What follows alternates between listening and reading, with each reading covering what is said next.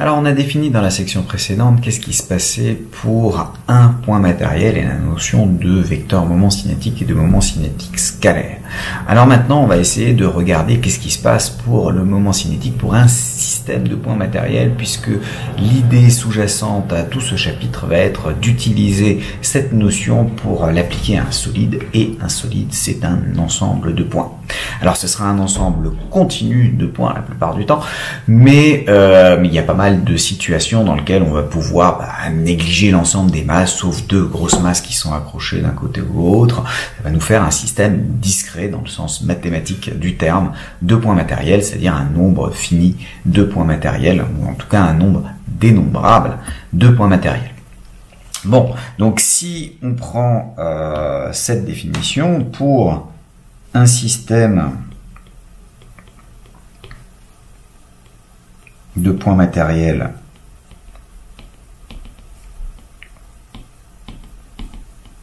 qui sont des points M, donc MI, où chaque point possède une masse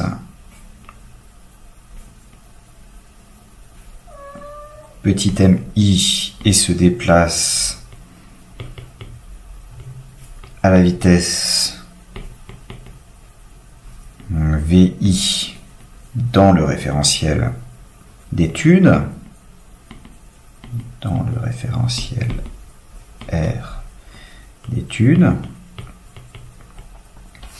Donc si on prend un tel système, qu'est-ce qui va nous rester? Eh bien, tout simplement, on va considérer que le moment cinétique total va être la somme simple des moments cinétiques de tous les points pris isolément. Donc on définit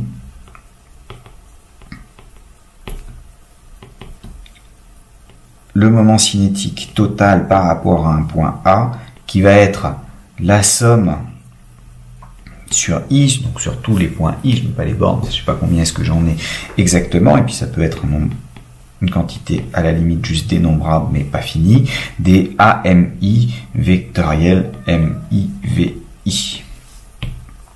Donc on prend simplement la somme de tous les moments cinétiques qui correspondent à tous les points de notre système. C'est relativement naturel comme définition.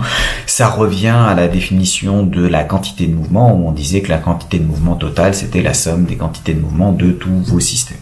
Là, la différence par rapport à la quantité de mouvement, c'est que ça dépend non seulement de la vitesse de chacune des particules, mais aussi de la position de chacune des particules par rapport au point A. Vous voyez que le point A, justement, c'est le seul point qui est commun là-dedans. C'est le point par rapport au calcul des moments cinétiques de toutes les particules. C'est-à-dire qu'il faut sommer les moments cinétiques, mais il faut les avoir calculés par rapport au même point.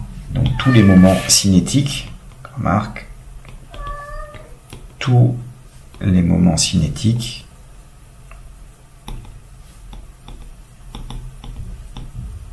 doivent être calculés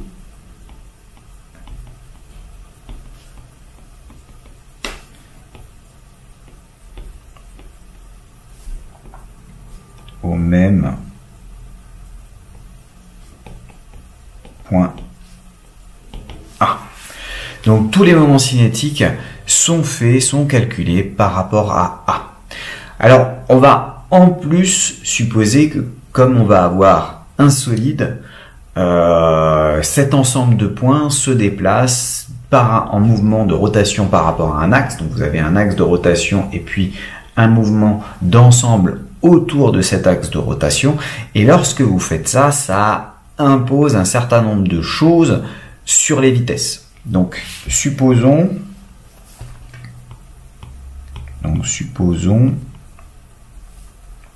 que l'on ait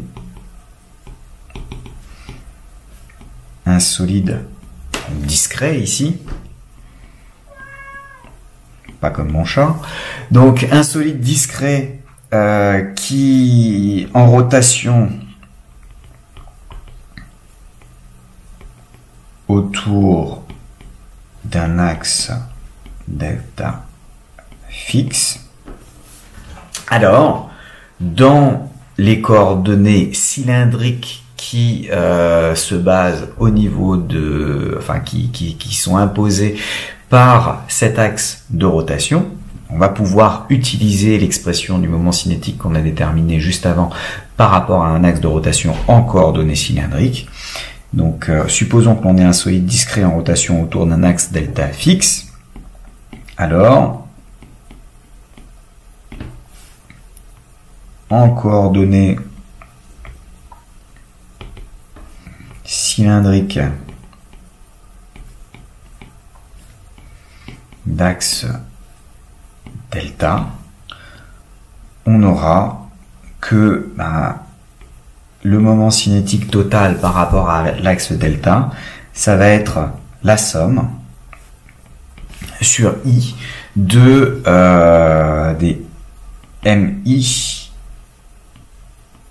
RI carré θ point.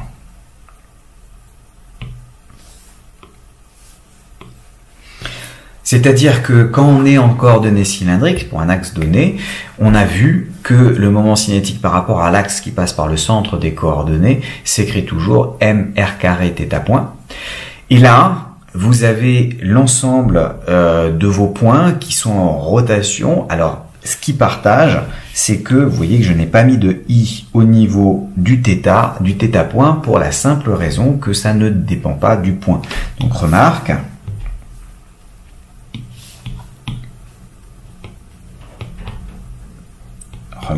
Comme on a une rotation solide,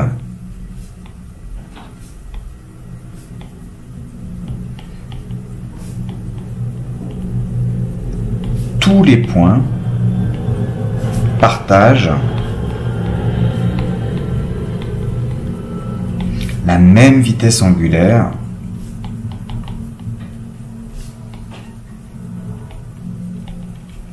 θ point.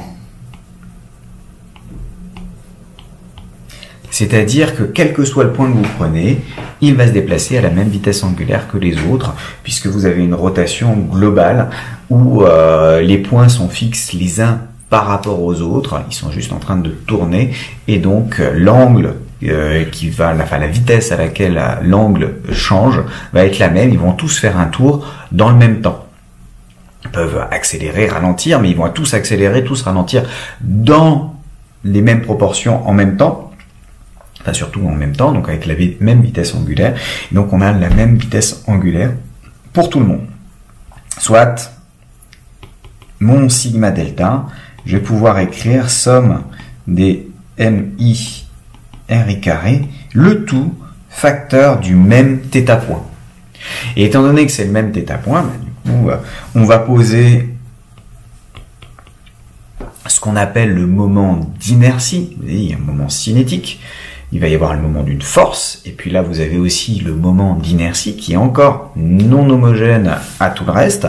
Mais donc on pose un machin qu'on va appeler J delta ou I delta, mais même si j'utiliserai moi plus souvent J dans les exercices, de temps en temps vous croiserez I, donc il faut juste pas que vous soyez déstabilisé par un changement de notation, I pour inertie. Donc J delta ou I delta, le moment d'inertie du système, du solide, par rapport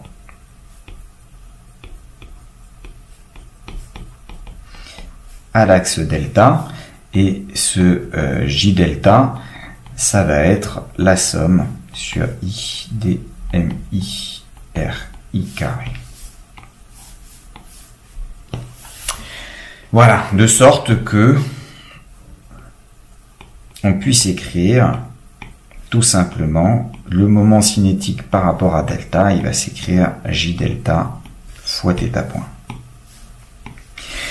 Et ça va être, là on a une expression explicite pour un système discret de points matériels, mais on va pouvoir généraliser ça à un système continu, et puis de plus on va pouvoir simplement se dire, j'ai quelque chose qui caractérise le mouvement autour d'un axe donné. À partir du moment où je fais tourner mon système autour du même axe, j'ai la même caractérisation, la même inertie, hein. Vous voyez que ça ressemble un petit peu à une quantité de mouvement.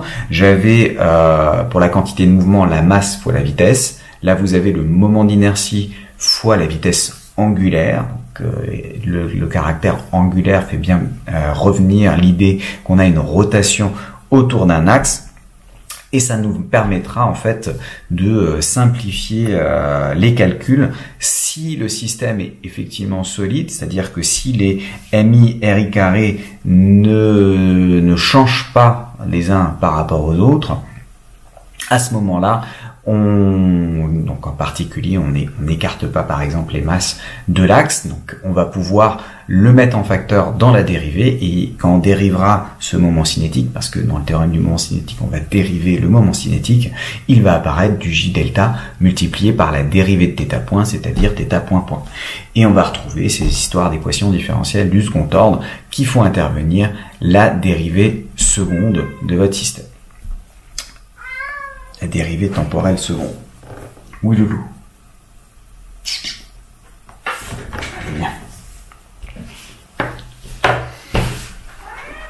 Allez, viens. Bon, alors maintenant qu'on a ça, on va pouvoir généraliser à un solide quelconque en rotation autour d'un axe fixe. Donc, petit 3, généralisation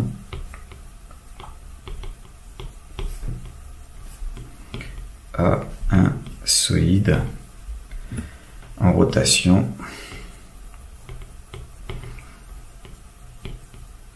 autour d'un axe fixe.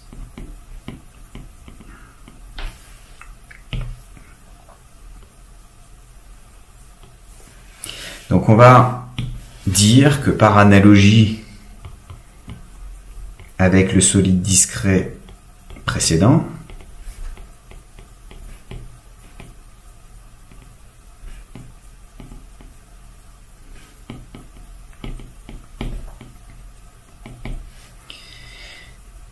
lorsqu'un solide est en rotation autour d'un axe delta fixe, donc lorsqu'un solide est en rotation autour d'un axe delta fixe, à vitesse angulaire potentiellement variable, cette vitesse angulaire, c'est pas un souci, mais on lui donne juste le nom, on l'appelle θ point. Donc à vitesse angulaire θ point, on définit son moment d'inertie, on définit son moment d'inertie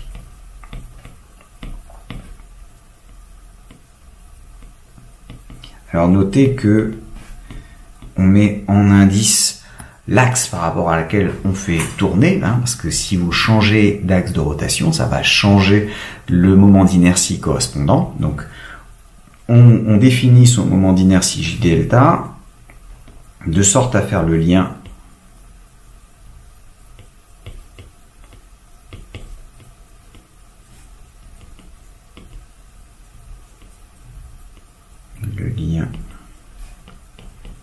avec sigma delta. Donc on a sigma delta qui va valoir J delta que multiplie θ point. Donc il y a un lien simple entre le moment cinétique, le moment d'inertie et la vitesse angulaire. Bon, alors on va s'intéresser et voir ce qui va se passer pour un solide donné. Donc on va regarder un tout petit peu. Alors j'ai besoin que mon assistant descende. Voilà, et on va prendre ce truc-là. Donc j'ai ici un balai.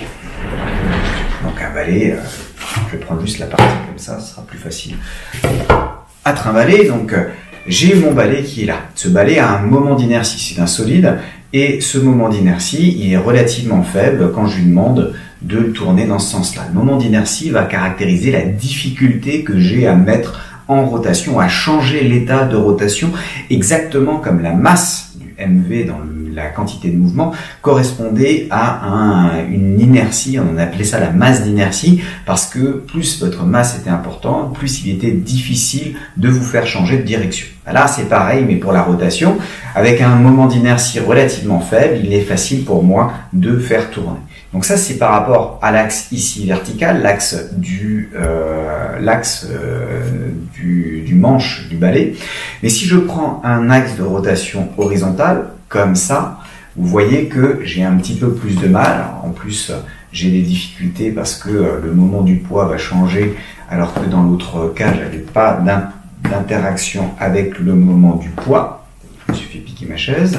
Donc, vous avez un moment d'inertie qui est plus important pour la simple raison que vous avez plus de masse qui est plus loin. L'essentiel de la masse ici est au niveau de la tête du balai, et cette tête de balai est située à une distance de l'axe bien plus importante ici que quand je suis là, et mon axe de rotation, là j'ai une distance de l'axe qui est au maximum égale à ça, alors que dans l'autre cas, j'ai quasiment tous les points qui sont à cette distance-là de l'axe de rotation, et c'est encore pire si jamais je prends le point,